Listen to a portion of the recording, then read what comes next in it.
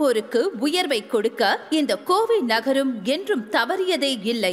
அப்படியாக தானும் வளர்ந்து தன்னுடன் இந்த நகரத்தையும் வளர்ச்சி பாதையில் இட்டு செல்லும் பெருமைக்குரியவர் நமது இன்றைய சிறப்பு விருந்தினர். விவசாய, வீட்டு உபயோக மற்றும் தொழிற்சாலை மோட்டார்கள், பம்ப் செட்டுகள் ஆகியவற்றின் முன்னணி டீலரான பிரசித்தி பெற்ற கோவை செல்வம் ஏஜென்சிஸ் நிறுவனத்தின் உரிமையாளர் மற்றும் கொங்கு குளோபல் போரமின் இயக்குனர் இவர். கோவை PSG தொழில்நுட்ப கல்லூரியில் BE மெக்கானிக்கல் மற்றும் ME இண்டஸ்ட்ரியல் இன்ஜினியரிங் பொறியியல் பட்டப்படிப்புகளை பயின்றவர். மதிப்புமிக்க Kovai the Indian chamber of commerce and இண்டஸ்ட்ரியின் தலைவராக பதவி வகித்தவர்.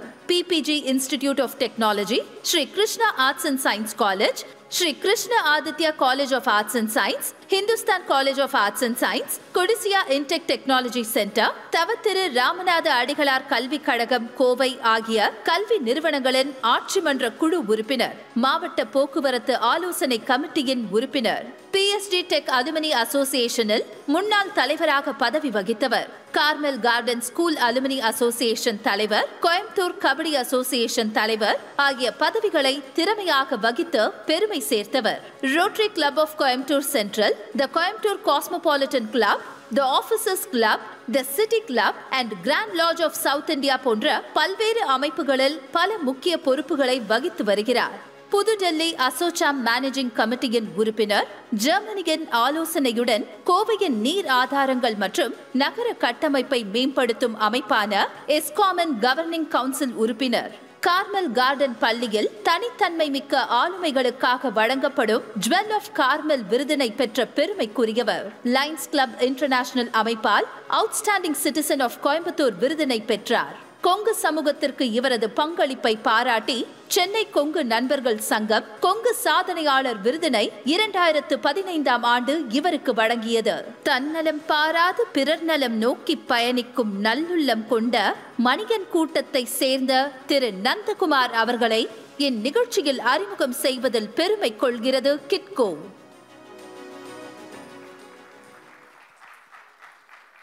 கிட்கோவின் டைரக்டர் கோயம்புத்தூர் திரு சக்திவேல் மாமா அவர்களை சிறப்பு விருந்தினரை கௌரவிக்குமாறு கேட்டுக்கொள்கிறோம்.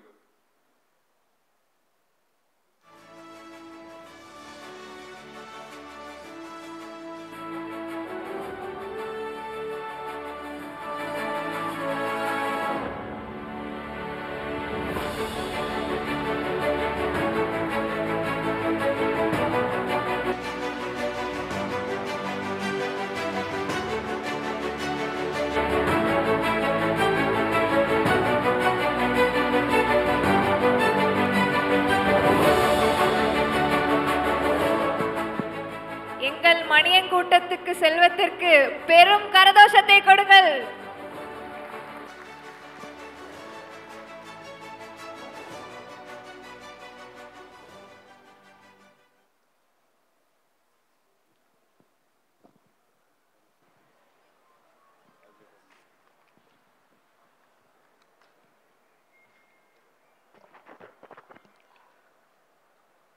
கிட்கோ 3ஆம் ஆண்டு துவக்க விழாவுக்கு தலைமையேற்று சிறப்பித்த இந்துஸ்தான் கல்லூரியின் நிர்வாக அரங்காவலர் அருமையாக்கா திரு சரஸ்வதி கண்ணையன் அவர்களே, கிட்கோவின் மேனேஜிங் டைரக்டர் திரு பாலசுப்ரமணியம் அவர்களே,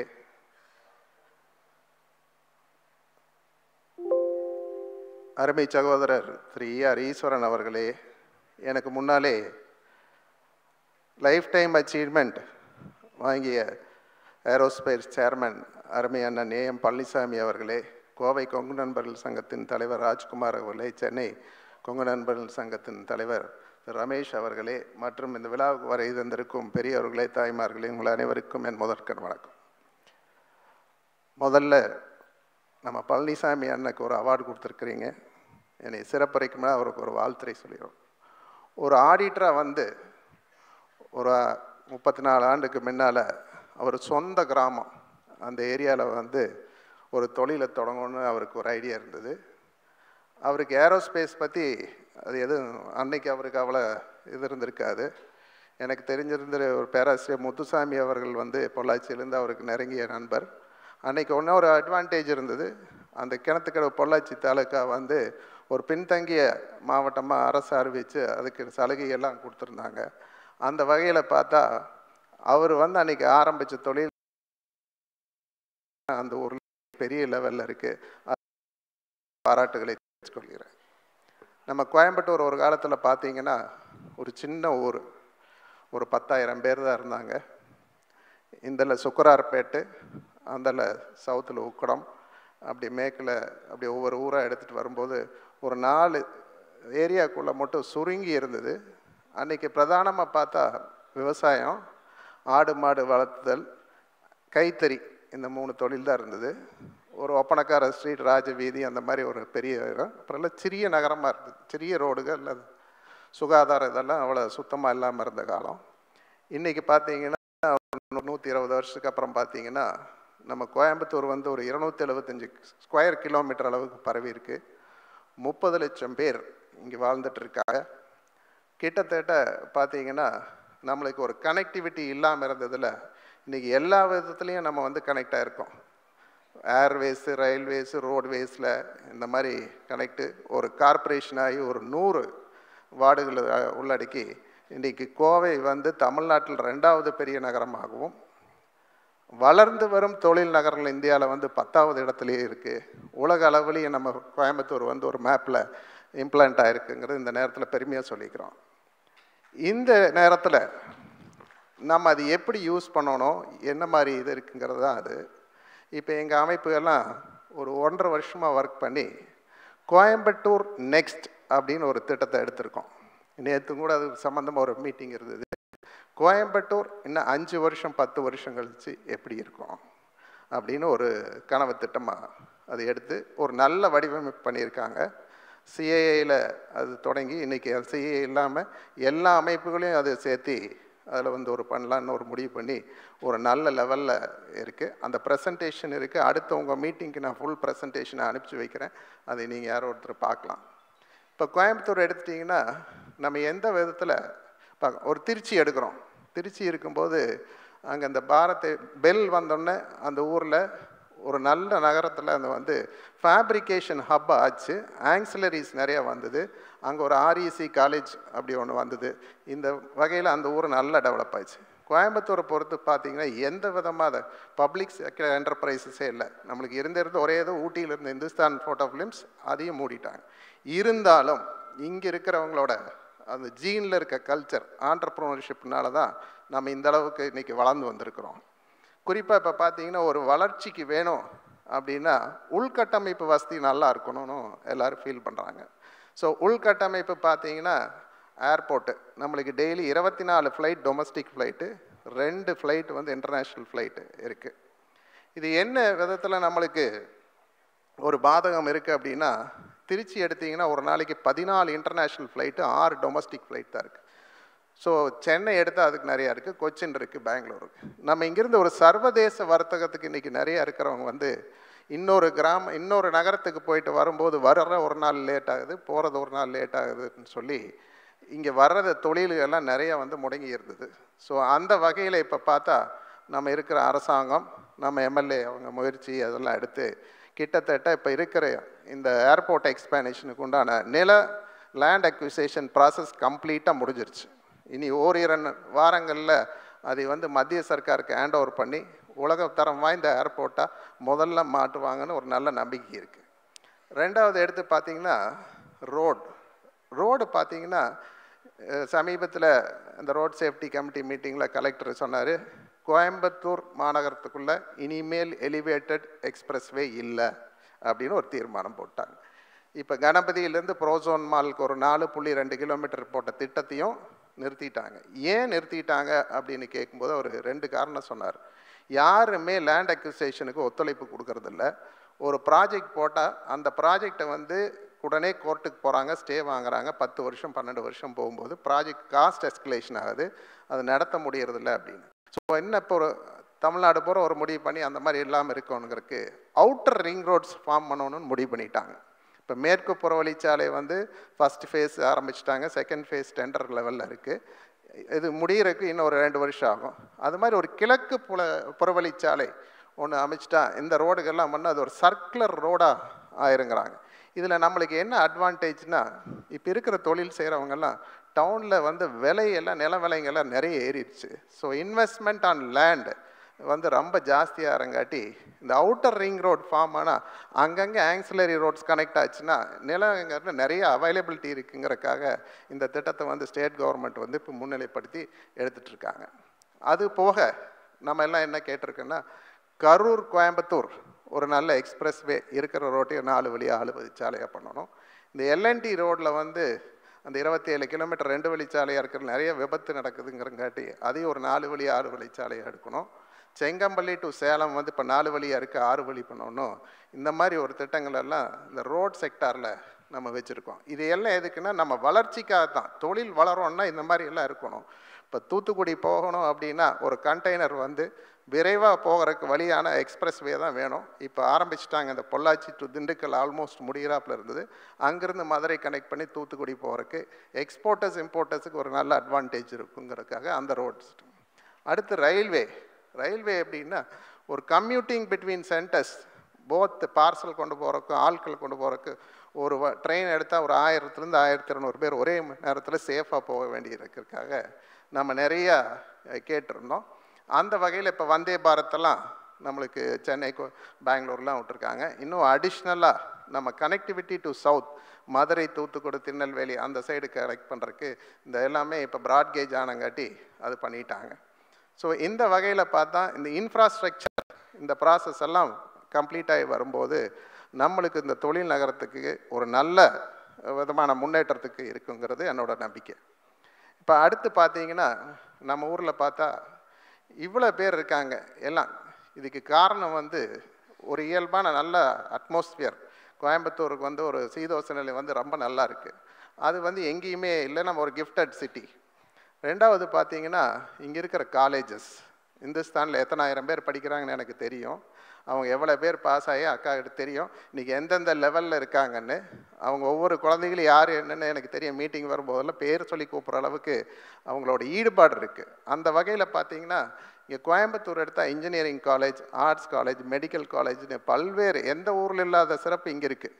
ஸோ அந்த மாதிரி குவாலிட்டி நம்ம ப்ரொஃபஷனல் பீப்புள்ஸை ப்ரொடியூஸ் பண்ணுற ஏரியாவாக இங்கே இருக்குது.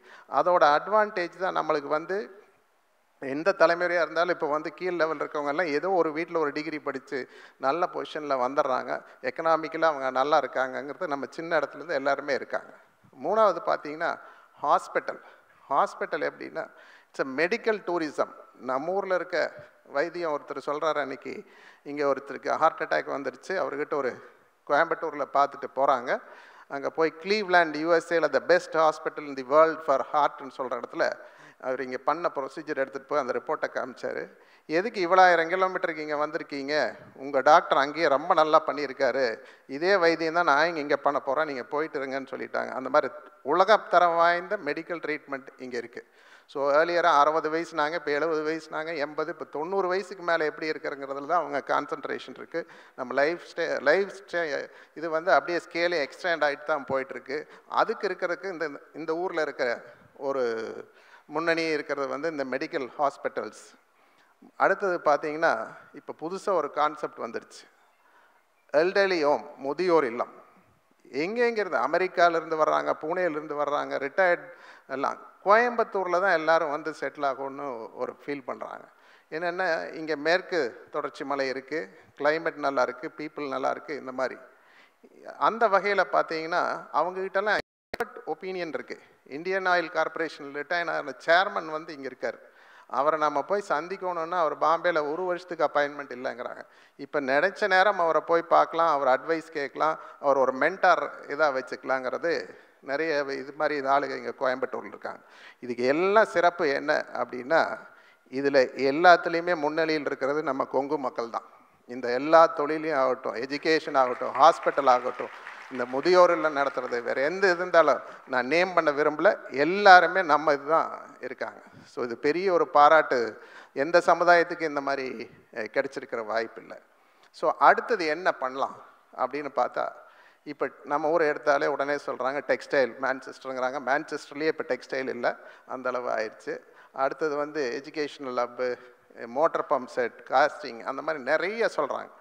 ஸோ இது எங்கே இருக்காங்கன்னா, எம்எஸ்எம்இ பார்த்தா ஆயிரக்கணக்கான தொழில் நம்ம ஊரில் இருக்காங்க. சின்ன லெவல்லேருந்து ஒரு ஆணியிலேருந்து ராக்கெட் வரைக்கும் செய்கிற விதைகள் நம்மக்கிட்ட இருக்குது. இப்போ அந்த தொழில் என்ன அப்படின்னா, நம்ம அதுக்குள்ளேயே இருக்கோம், கொஞ்சம் வெளியில் போகணும். டெக்னாலஜி இப்போ நிறைய சேஞ்சஸ் வந்திருக்கு, அதையும் அடாப்ட் பண்ணணும். நம்ம இன்னும் சில பேர் எல்லாம் என்ன நம்ம கம்யூனிட்டியில் நினைக்கிறாங்க, ரிஸ்க் எடுக்கக்கூடாது, லாஸ் ஆயிரும், அதாயிரும். கண்டிப்பாக ஒரு ஃபெயிலியர் இருந்தால் தான் ஒரு சக்ஸஸ்க்கே வழிகாட்டுன்னு எனக்கு தெரியுது. நிறைய பேர் அந்த மாதிரி சக்ஸஸ் ஸ்டோரியில் சொல்லியிருக்காங்க. ஸோ அந்த டெக்னாலஜி அடாப்ட் பண்ணணும். இப்போ புதுசாக என்னென்ன வந்திருக்கு அப்படின்னு பார்த்தா, மத்திய சர்க்கார் டிஃபென்ஸ் காரிடார் கோயம்புத்தூரில் அமைக்கிறதுக்கு இருக்குது. அது கொடிஷியா டிஃபென்ஸ் பார்க்குன்னு ஒன்று அமைச்சிருக்காங்க. சுமார் ஒரு 10 கோடி செலவில் இன்குபேஷன் சென்டர் அங்கே இருந்திருக்காங்க. அதில் யார் வேணாலும் நம்ம போய் அங்கே அது இது பண்ணி அந்த இன்குபேஷன் சென்டர்லேருந்து நம்ம அடுத்த லெவல். அதுபோக எவ்ரி 15 days அங்கே டிஃபென்ஸ்லேருந்து அவங்களுக்கோட ப்ராப்ளமேட்டிக் இஷ்யூஸ் எல்லாம் நம்ம அதில் போடுறாங்க. அந்த ப்ராப்ளமேட்டிக் இஷ்யூஸை நம்ம எடுத்து நம்ம யார் சால்வ் பண்ண முடியுமோ அதை அவங்க இது பண்ணிக்கிறாங்க. அப்படி இந்த கடந்த ஒரு 3-4 மாதத்தில் 18 பேர் சக்ஸஸ்ஃபுல்லாக இருந்திருக்காங்க நம்ம ஊரில் இருந்து. அதில் நிறைய பேர் நம்ம ஆளுக்கு இருக்காங்க. அந்த மாதிரி ஒரு நல்ல வாய்ப்புகள் இருந்திருக்கு. அடுத்த ஃபீல்டு பார்த்தீங்கன்னா இவி, எலக்ட்ரிக் வெஹிக்கிள் மார்க்கெட் ஃப்யூச்சரில் இன்னும் ஒரு 10 ஆண்டில் பெரிய லெவலில் வருதுங்கிறாங்க. அது கோயம்புத்தூர் ஒரு ஹப்பாங்கிறாங்க. இப்போ ஒசூர் இருக்குது, அடுத்தது கோயம்புத்தூர் வரும் அப்படிங்கிறாங்க. ஸ்டார்ட் அப் பார்த்தீங்கன்னா யூஎஸ்ஏ, அடுத்தது பெங்களூர் தான் நல்ல ஏரியான்னு சொல்கிறாங்க. இப்போ பெங்களூருக்கு அடுத்தது பார்த்தீங்கன்னா கோயம்புத்தூர் தான் நல்ல ஏரியா, அதுக்கு தகுந்தான அமைப்புகள்லாம் இங்கே இருக்குங்கிறாங்க. ஸோ நம்ம அடுத்த ஜென்ரேஷன் நம்ம இருக்கிற ஃபீல்டில் நிறைய கிட்கோவில் இளைஞர்கள் இருக்கீங்க. அவங்கெல்லாம் இந்த ஸ்டார்ட் அப் கம்பெனியில் நீங்கள் தயக்கமே இல்லாமல் நீங்கள் அதில் இன்வால்வ் ஆகி இன்வெஸ்ட் பண்ணணுங்கிறது என்னோடய வேண்டுகோள். அப்புறம் இந்த மாதிரி கிட்கோ அண்ணா சொன்னாங்க கொரோனா டைமில் ஆரம்பித்தாங்கன்னு. இது ஒரு அருமையான நிகழ்வு. யாருமே தனியாக எதையும் சாதிக்க முடியாது. பெருசாக ஒரு நெட்வொர்க்கிங் இருந்தால் தான் அது கோயம்புத்தூர் ஆகட்டும், சென்னை ஆகட்டும், மெட்ராஸ் ஆகட்டும், யூஎஸ் ஆகட்டும், அமெரிக்காவில் எத்தனையோ இந்த டிவிஷன்ஸ் எல்லாம் இருக்குது, சிங்கப்பூர் ஆகட்டும், நம்ம அவங்ககிட்ட கனெக்ட் இருந்தால் தான் இன்றைக்கி டிஜிட்டல் வேர்ல்டில் கனெக்ஷன் இஸ் வெரி ஃபாஸ்ட். ரொம்ப சீக்கிரம் நம்ம எல்லாமே பண்ணிடலாம். ஸோ அந்த வகையில் இது அருமையான அமைப்பு. இது இன்றைக்கி அவங்க நித்யானந்தம் தலைமையில் பொள்ளாச்சியில் ஒரு புது சாப்டர் ஆரம்பிக்கிறாங்க. அதுக்கு எனக்கு அட்வான்ஸ் வாழ்த்துக்களை சொல்லி, இங்கே இருக்கிற ஃபெசிலிட்டிஸு எவ்வளோ யூஸ் பண்ணணுமோ அதெல்லாம் நல்லா யூஸ் பண்ணி நம்ம கொங்கு ஒரு டாப்பில் இருக்கணுங்கிறது தான் என்னோட இது. பல ஆண்டுகளுக்கு முன்னால் பாலசுப்ரமணியன் அண்ணன், ஈஸ்வரன் அண்ணன், டாக்டர் வீரையன், அவர் பியூர் கெமிக்கல்ஸ் பொன்னுசாமி எல்லாம் தொழிலுக்காக சென்னை போனாங்க. நம்ம இங்கே மெஜாரிட்டியாக இருக்கிறோம், அவங்க அங்கே மைனாரிட்டியாக இருந்து அதில் சில அசோசியேஷன்லாம் ஆரம்பித்து இன்றைக்கி அவங்க தொழிலில் ஒவ்வொருத்தர் ரமேஷன் எல்லாம் ஒரு சிறப்பாக இருக்கிறாங்க. ஸோ நம்ம இவ்வளோ பேர் இங்கே இருந்துட்டு நம்ம இன்னும் கொஞ்சம் மேலே போகிறக்கு ஒரு வாய்ப்பு இல்லாமல் இருக்கிறதுக்கு நம்ம ஈகோயெல்லாம் தள்ளி வச்சுட்டு நம்மளுக்கு ஒன்றுக்குள்ள ஒரு இணைப்பாக இருந்து செயல்படணும்னு கேட்டு இந்த அருமையான வாய்ப்பு எனக்கு தந்த உங்கள் அனைவருக்கும் நன்றி கூறி விடைபெறுகிறேன். தொழில் நகர் கோவையின் கட்டமைப்பை பற்றியும் வளர்ந்து